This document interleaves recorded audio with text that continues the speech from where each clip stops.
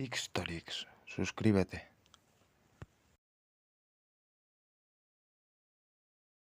Ibiza, Ibosim. Su longitud de costa es de 210 kilómetros, donde se alternan más de 40 peñascos y islotes de diversos tamaños. Posee una morfología muy irregular formada por varias montañas, de las cuales la más alta es Atalayasa, de 475 metros de altitud. La isla goza de renombre internacional por la belleza de sus calas y playas. Prehistoria y Edad Antigua. Se han encontrado yacimientos datados de la Edad del Bronce, tanto en la isla de Ibiza como en su hermana menor Formentera, que prueban que su población, desde el 2000 al 1600 a.C. La isla de Ibiza conserva restos arqueológicos fenicios y púnicos, pues fue un gran enclave comercial dentro de la cultura náutica de estos pueblos. Tanto en la ruta del oeste como al revés, la isla era punto de paso propicio para los navegantes por los vientos reinantes y las corrientes del mar Mediterráneo. Aproximadamente a mitad del siglo VII a.C. se funda el primer asentamiento en esta zona, el yacimiento de Sacaleta, que se ocupará hasta finales del mismo siglo, cuando será abandonado. Es desconocido el destino de los pobladores que pudiesen encontrar estos marinos fenicios, pero a todos los efectos desaparecen como entidad propia. Aproximadamente en la misma época se comienza a urbanizar la ciudad de Ibiza, en la misma ubicación que la ciudad actual, debido sobre todo a su gran puerto, mucho más grande que el actual, y a la situación sobre una pequeña colina de unos 100 metros sobre el nivel del mar. Entre el siglo VII a.C. y un momento indeterminado, la isla quedará dentro de la órbita de las polis fenicias del Oriente Próximo, hasta la conquista de Fenicia por los asirios y de Cartago después, la destrucción en el 146 por los romanos. La ocupación extensiva de la isla hará que crezca su producción y riqueza de productos, hasta ser nombrada por los historiadores romanos por su lana, higos, vino y su sal. Prueba de su auge económico es que se acuñó moneda propia desde finales del siglo IV a.C., con el símbolo de la isla, el dios Bes, que quizás se deba al nombre Ibosim, en fenicio. También es un buen ejemplo de este auge la fundación en Mallorca de una serie de asentamientos económicos en la zona sur, cerca de las salinas, para su aprovechamiento, así como de las relaciones económicas con los isleños de la cultura talayótica. Ibiza aparece ya durante la Segunda Guerra Púnica, asediada y asolada por los hermanos Escipiones tras su victoria en Cisa.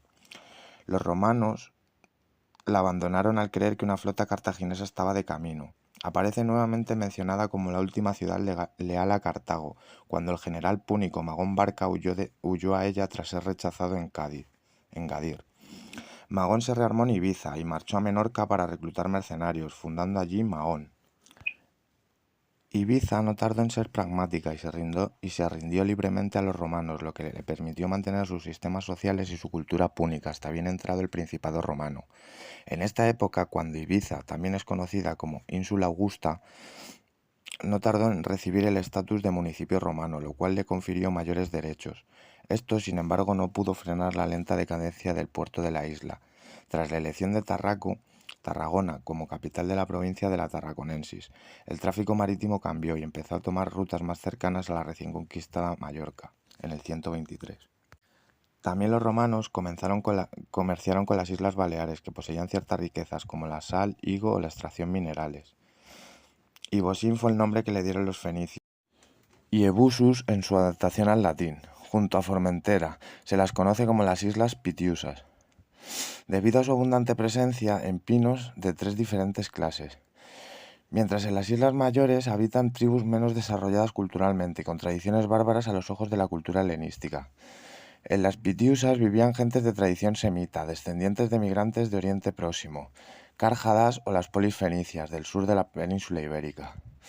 La razón para poner este nombre a las islas solo pudo ser de no llamarlas Islas de los Cananeos, que marcaría la pertenencia a dicha órbita, pues pinos, a los que la tradición aduce el nombre, hay tantos o más en Mallorca como en Menorca. Los honderos baleares formaron un cuerpo de ejército propio de la Edad Antigua, integrado por indígenas de las Baleares. Fueron importantes mercenarios, presentes tanto en las tropas cartaginesas como en las romanas. Ya estuvieron presentes en las guerras contra los griegos en Sicilia, desde finales del siglo V a.C. al siglo IV, así como en la Segunda Guerra Púnica. Concretamente, se sabe que participaron en la batalla de Baécula. Posteriormente sirvieron como tropas auxiliares de infantería ligera en múltiples combates, entre los que cabe mencionar su presencia entre las legiones de Julio César en la Guerra de las Galias.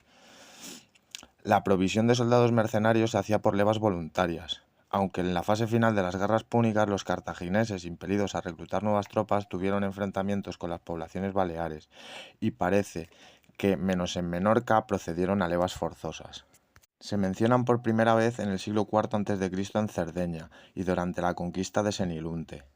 Diodoro los coloca entre los combatientes cartagineses durante la toma de Agriento. Ya comenzada la Tercera Guerra Siciliana en la batalla de Gnomo, a las órdenes de Amílcar, hijo de Giscón. Según los cronistas, Aníbal contó con aproximadamente 2000 honderos baleares en los inicios de la campaña en la península itálica. Dispuso en primera fila de su ejército, eran los encargados de empezar la lucha hostigando a los romanos, teniendo un paralelismo con los velites del ejército romano. En Cannas volvieron a estar presentes. Es significativo el hecho de que los contingentes de honderos baleáricos fueran mencionados expresamente en la distribución de tropas que Aníbal hizo antes de dejar el mando en el territorio cartaginés de la península ibérica. A su hermano Asdrúbal le dio 500 honderos baleares. Aníbal daba una gran importancia a estas tropas y las protegió a lo largo de la campaña como soldados irreemplazables. El motivo de su eficacia militar resistía en el mayor alcance y precisión que tenía la honda sobre el arco. A partir de la conquista romana de las islas, las fuentes históricas nos vuelven a hablar de los honderos, ahora encuadrados en el ejército romano.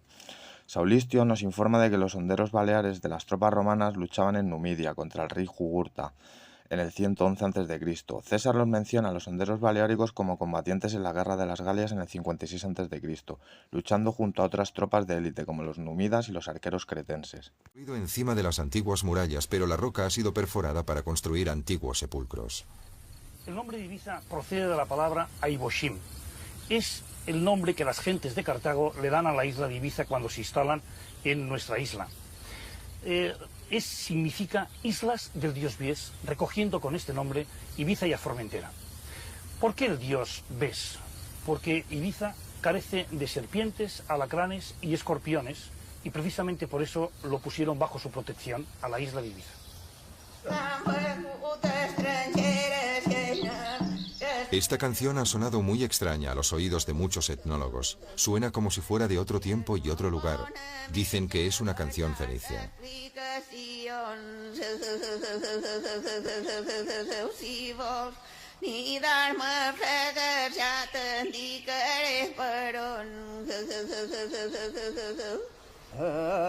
Estas son las últimas dos personas que dominan esa técnica especial usada durante generaciones en las canciones típicas de los pastores. La muerte marca el final de una larga herencia cultural en esta isla que se remonta a 2500 años.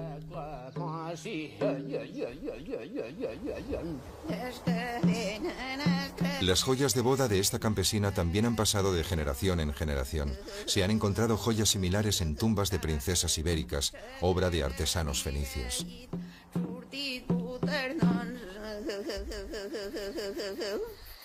Las pruebas se vuelven aún más concluyentes con la excavación de una antigua prensa de aceite.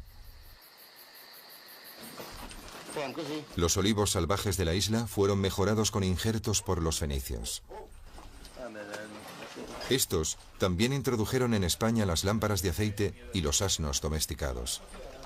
Aún hoy se continúan usando las piedras de molino para prensar el aceite, tan valioso en la antigüedad. La técnica del molino continúa siendo la misma.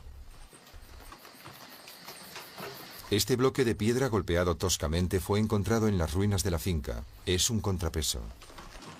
Hoy, los molinos funcionan de la misma forma que hace miles de años.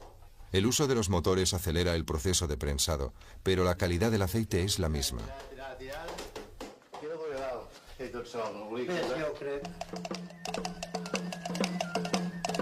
Los bailes populares de Ibiza también tienen reminiscencias de las lejanas tierras de Canaán y Cartago.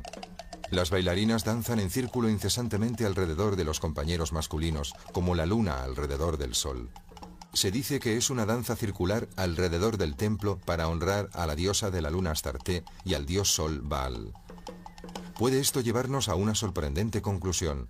¿Los fenicios sabían que los planetas se movían alrededor del sol?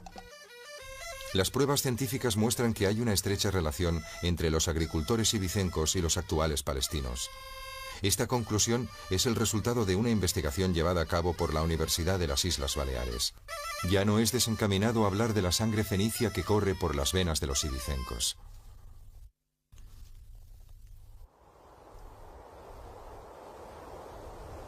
La leyenda incluso sitúa el lugar de nacimiento del general cartaginés Aníbal justo aquí, en este lugar de la costa de Ibiza. Más lejos aún hacia el oeste, los viajes les llevaron hacia destinos secretos jamás desvelados. Nadie sabía la procedencia de las riquezas de los fenicios.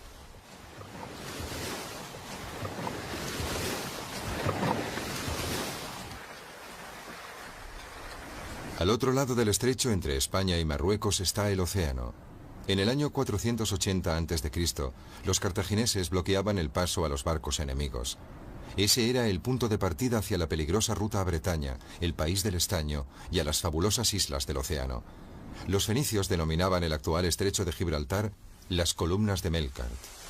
A ambos lados del estrecho fundaron templos al dios de la ciudad de Tiro, una espina para todos sus rivales. Ixtorix, suscríbete.